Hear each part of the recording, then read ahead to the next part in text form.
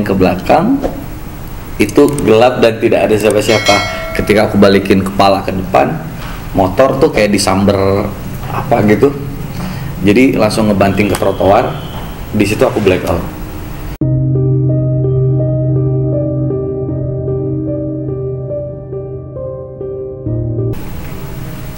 Halo, selamat pagi, siang, sore, dan malam sahabat yang bercerita. Welcome back to our channel. Ketemu lagi dengan saya Indria Deva dalam channel itu kesayangan kita yang bercerita, di mana kita selalu menghadirkan kisah-kisah dari orang-orang yang memiliki pengalaman gaib dan spiritual. Dalam kesempatan kali ini saya kedatangan salah satu narasumber. Halo Teh. Halo, beliau adalah, kenalan aja langsung. Halo. Atau saya kenalin? Boleh dikenalin aja. Kenalin aja ya. Namanya Kang Randy. Iya. Kang Randy adalah seorang entertainer yang akan membagikan kisahnya di channel YouTube yang bercerita. Udah langsung aja kenalan, silakan. Oke. Halo sahabat bercerita, perkenalkan lagi saya Randy. Profesi saya sebagai seorang yang bekerja di dunia entertainment dalam segala bidang sih. Segala bidang.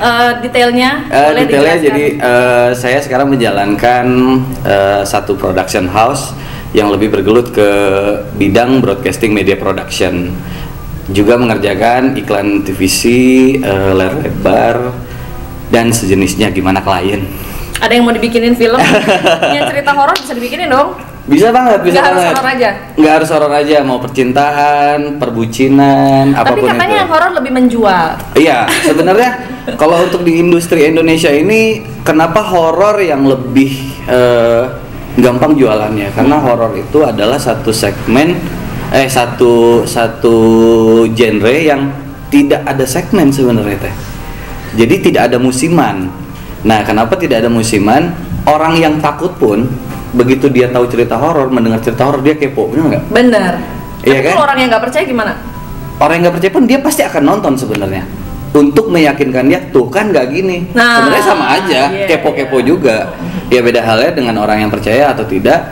Ya sebaiknya percaya.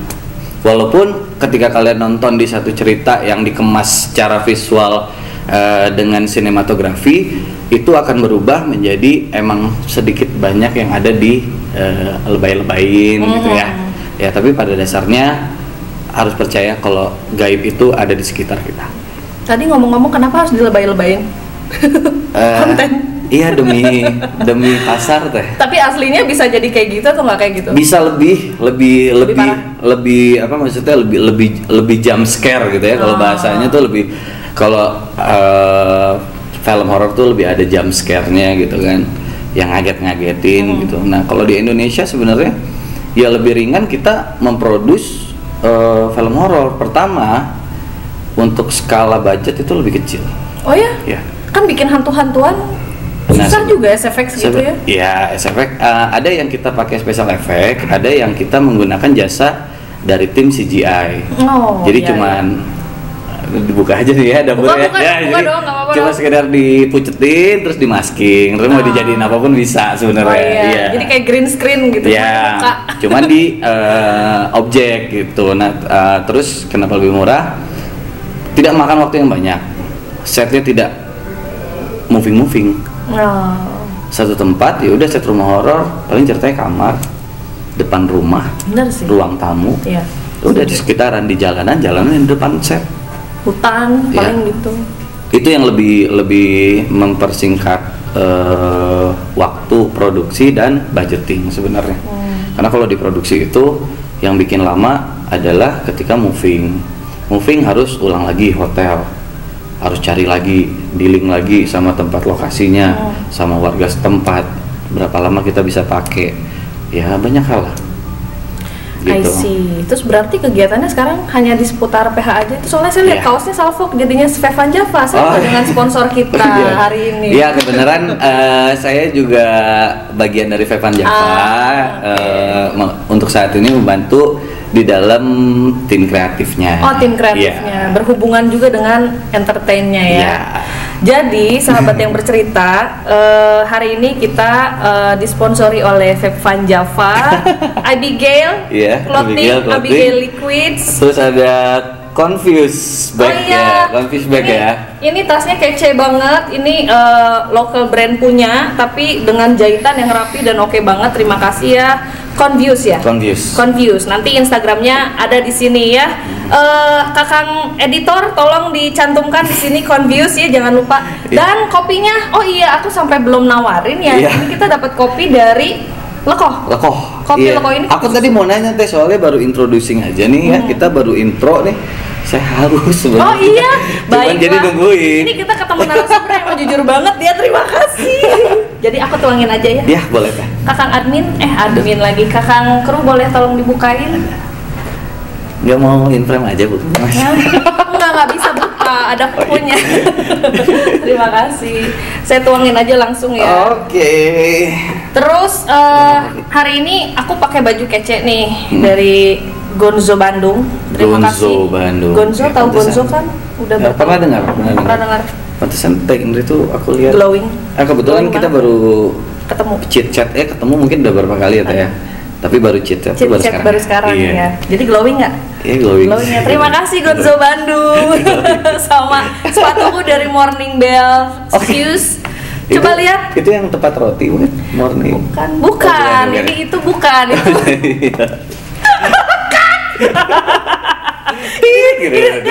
Nanti sama editornya malah dimasukin salah-salah biasa gitu.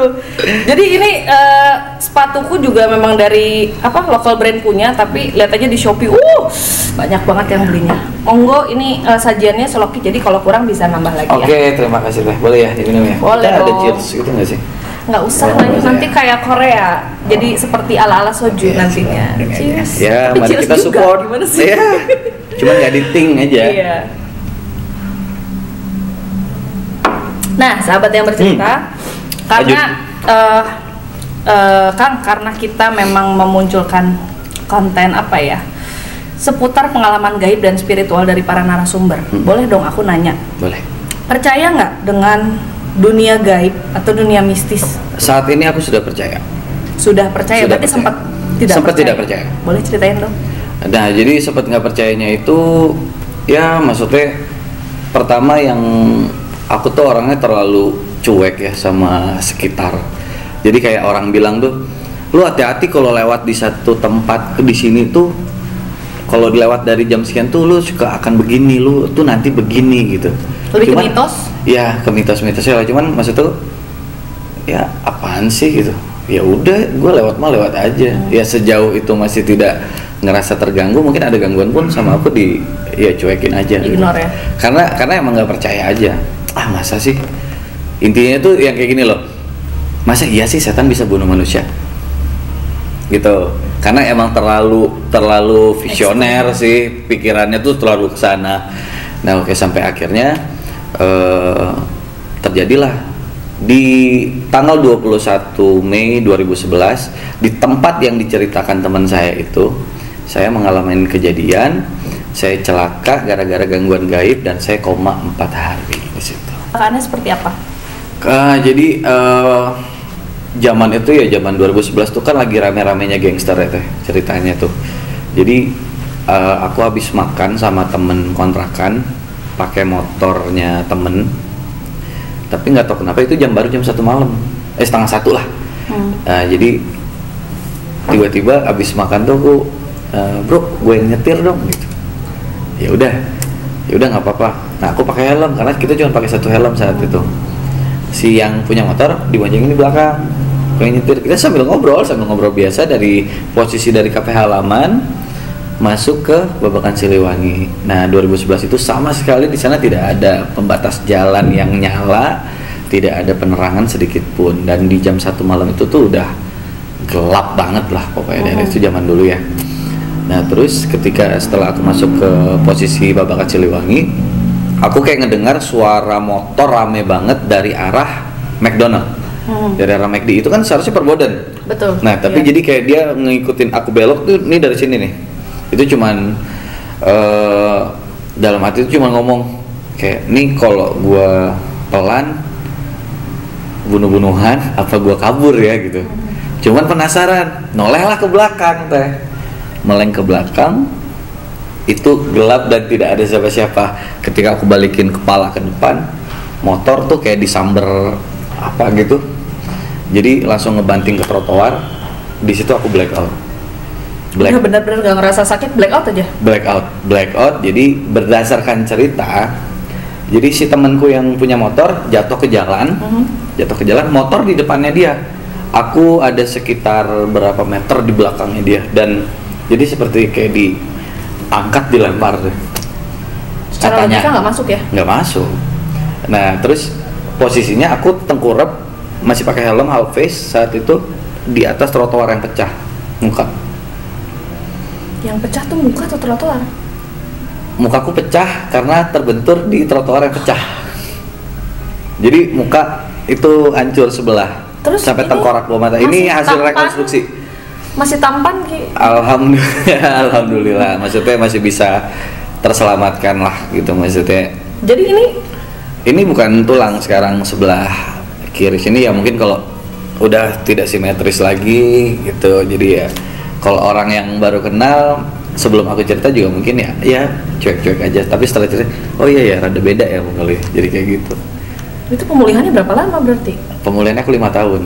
5 tahun yeah. Sempet koma pada saat pasca kecelakaan 4 hari di rumah sakit. Jadi aku ke rumah sakit itu dibawa sama temen yang punya motor, dinaikin, diikat pakai jaket.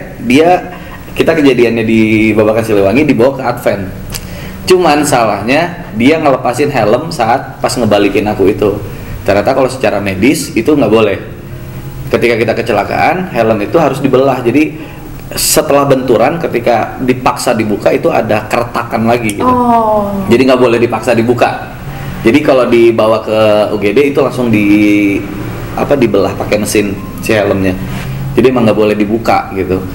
Cuman dokternya bilang kamu utang nyawa ini. Ya saya memposisikan sebagai teman saya lagi berdua kecelakaan, lihat temen berdarah-darah, boro-boro ingat ke rumah sakit teh. Panik kan? Iya. Pasti harus nelpon siapa dulu, nggak mungkin kepikiran ke rumah sakit. Iya.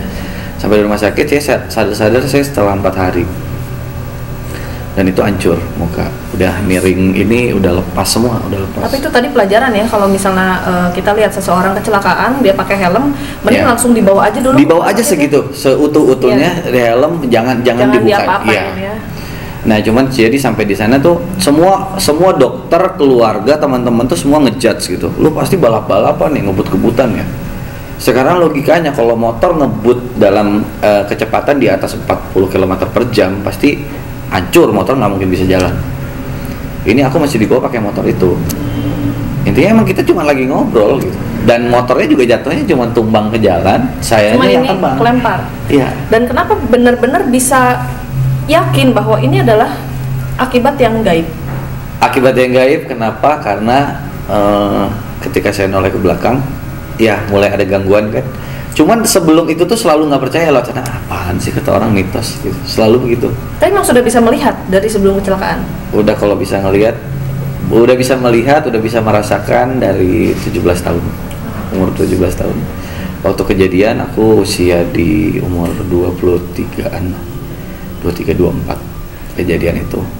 Cuman sejauh itu tuh emang yang nggak pernah mau ambil pusing. Ya apaan sih? Ya udahlah gitu. Ya udah masing-masing kan. Situ di sini ya saya juga di sini, nggak saling ganggu aja. Tadinya cuma sebatas itu.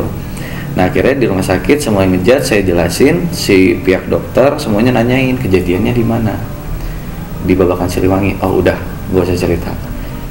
Ternyata semua kejadian di sana selalu dibawa ke Advent dan meninggal di tempat. Ada track recordnya ya. Jadi kamu kejadian di mana? Di Babakan Siliwangi sebelum jembatan. Oh ya sudah. Udah berapa kali? Jembatan. Jadi sebelum ke arah jembatan, jadi mau masuk ke Sabuganya tuh. Nah, kan rada nikung gitu ya jalannya. Ya. Nah, sebelum di situ ya selalu bilangnya, ya udah nggak usah panjang lebarin lagi. Ya udah ini kamu mujizat gitu. Karena setiap kejadian di sana selalu laki-laki bujang dan meninggal di tempat. Yakin itu dari faktor tempat atau dari manusia yang mengadakan perjanjian dengan alam seberang misalnya? Oh, maksudnya untuk meminta korban? Ada kemungkinan sih, karena tidak ada yang nggak mungkin itu ya. Cuman untuk warga sekitar dan mungkin warga Bandung tahu itu termasuk salah satu urban legend Jadi yang dimana di situ ada mitos katanya hantu boneka. Nah, hantu boneka, jadi mungkin ceritanya tuh setahu aku, sedengar aku tuh, jadi ada anak kecil yang lagi megang boneka, nyebrang di sana, kecelakaan, ketabrak, tapi yang nabrak banyak kabur. Si boneka itu tuh sering tergantung di pohon itu yang orang lihat itu. Aku tidak tahu apakah orang emang di situ mencari tumbal karena atas dasar ada perjanjian antara manusia dan dimensi lain gitu kan. Ya kurang tahu juga sih, cuman walau alam intinya ya dari situ aku semakin percaya kalau oke, dan itu ada. Dan mujizat itu pun ada juga. Jadi aku dapat poinnya sekaligus di kejadian itu. Keren. Gitu. Tangan dong. Guys, keren loh. Aku sampai cengok juga ya dengarnya, karena memang biasanya aku dengar dari orang lain bahwa itu di situ sering terjadi kecelakaan dan lain-lain. Cuman sekarang kita langsung hadirkan narasumber yang memang pernah mengalami kecelakaan di lokasi. Gitu. Jadi kalau misalnya yang aku lihat di sini, jadi Baksil tuh memang banyak cerita-cerita horor dan lain-lain tentang yang kurang baiknya ya, yang seperti itu. Tapi memang yang baik-baiknya juga banyak yang narasumber yang mengatakan, tapi bukan di jalannya ya, tapi di dalam, lebih ke di hutannya. Mungkin yang ya kaum dimensi 1 mungkin seperti Mrs, Mister or something like that gitu. Itu banyak banget di situ. Tapi ada juga yang tua-tuanya, maksudnya lebih ke kita sebut apa sih, karuhun? Karuhun. Jadi yang memang menjaga lokasi itu yang mungkin ada juga. Ini menurut beberapa sumber ya teman-teman. Jadi jangan kita juga ngejudge gara-gara memang ada kecelakaan atau apa, karena kita tidak tahu kecelakaan ini faktornya apa, karena apa. Atau jangan-jangan memang manusianya yang jahat, yang dia memang mengadakan perjanjian ya dengan yang untuk minta tumbal lah ke sana. Dan mungkin ya dari beberapa dari kejadian itu juga, maksudnya aku lebih introspeksi diri juga untuk tidak sompral ya. Tidak sompral. Jadi jangan sompral ketika kalian tidak percaya sama sesuatu, please stopin, tinggal usah ngomong. Mending mau itu dalam hati atau sampaikan ke orang lain, mending jangan. Karena itu yang saya lakukan gitu. Jadi setiap lewat sana tuh dulu tuh kayak mana sih? Gitu loh teh. Memang pernah ada story-nya. Jadi emang setiap lewat sana, karena aku tinggalnya dulu di Ciamplas. Jadi setiap aktivitas itu pasti bakal ngelewatin situ. Jadi setiap malam tuh orang-orang tuh udah bilang, lo hati-hati lu ya, Babakan Siliwangi gitu. Cuman ya, apaan sih? Ya mana gitu. Nah, kejadian lah itu di tanggal 21 Mei 2011. Emang saya ingat sih pada saat tahun-tahun segitu tuh emang gelap banget di situ. Ya, gelap banget dan lagi hype banget tuh gangster. Iya, jadi ada rasa parno tuh.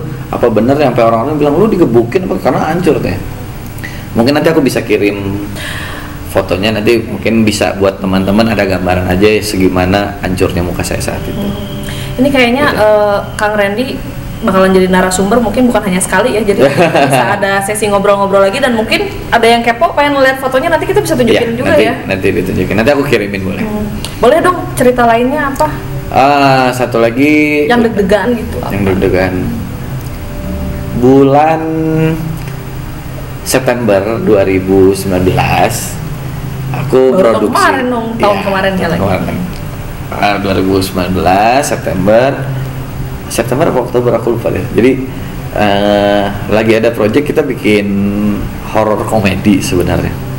Nah, untuk layar lebar. Untuk horror komedi kita bikin tuh ada 4 lokasi. Jadi ada di Bandung, Banyuwangi, Megamendung Puncak, sama Ciletuh, Sukabumi. Ada 4 tempat itu. Nah, sejujurnya teh, aku sekitar 16 tahun di entertainment tuh selalu pengen dapat project horor. Menarik. Nah, tapi dulu zaman masih menjadi talent lah ya, gitu. Jadi aku tuh casting, tapi nggak pernah terima teh. Aktor. Ya, nggak pernah dapat gitu untuk si film horor tuh nggak. Kenapa nggak pernah dikasih kesempatan untuk main di film horor gitu? Padahal aku tuh pengen punya experience baru gitu. Maksudnya gimana sih crowdnya, terus situasi saat syuting pengerjaan horor tuh seperti apa? Tuh pengen banget tahu gitu. Sampai akhirnya dapatlah kesempatan di 2019 itu, tapi posisinya sudah di belakang layar gitu. Nah, itu produksi dari Lingkar Film, Judulnya nanti karena emang kebetulan filmnya belum tayang. Off the record dulu ya, Off pokoknya the record sekarang. lah. Satu produksi itu milik relasi saya Pak Giri PH-nya di Jakarta ya. Suasananya emang lumayan mencekam. Kita nunggu banget ya pokoknya. Ya, pokoknya nanti harus nonton. Kalau filmnya udah launch, kita Ya. undang lagi jadi narasumber, mau dong. Mau, boleh. Mudah-mudahan kalau tidak ada halangan dan status Indonesia sudah mulai kondusif dan Covid bioskopnya juga udah nggak dibatas-batasin lagi. Siapa sih pengunjungnya? Nah, mungkin bakal launching di pertengahan 2021. Wah, kita doain lancar ya. Nah, itu dijamin seru karena kenapa dipaduin gitu? Karena dari penulis cerita tuh dipaduin karena pertama horor tuh orang seneng, pasti orang kepo. Tapi satu sisi ketika setelah mendapatkan jump scare, biar tidak posisi di atas, dicairin dengan komedi. Komedinya kejulit-julidan gitu, nggak ke Iya. alam sebelah. Pokoknya keren lah ya. Iya, pokoknya keren aja. Pokoknya asli keren. Pokoknya ini di luar expect. Kalau aku bilang horor komedi tuh orang pasti ya horor hantu, tapi apa komedi di sebelah mananya Iya, nih iya, gitu kan. iya. Nah, ini nanti karena komedinya justru dari alam sebelah. Tapi memang banyak yang, maksudnya nggak semuanya benar-benar menyeramkan kan, ada yang Tidak. tiba-tiba dia ngelihat matanya terus jatuh, terus nanti ada lagi jatuh lagi, itu kan dia lagi ngelucu. Itu ya sebenarnya tergantung setiap orangnya menilai kan, visual itu akan atau adegan itu tuh menjadi satu adegan yang lucu, menarik atau menakutkan. Ya balik lagi sih ke audiens sebenarnya. Tapi kalau pengalamannya sendiri Nah, tadi, pengalaman di lokasi syuting itu tuh aku dapat beberapa saat itu emang di lokasi megangin kamera ya. Cuman emang buat ya ngedokumentasiin lah situasi. Nah, itu banyak banget aku dapat penampakan yang ada di kamera tuh, On cam? di on cam. Jeng jeng. Apa aja tuh? Pas saya foto 3 kali jepret tapi pakai flash. Jepret.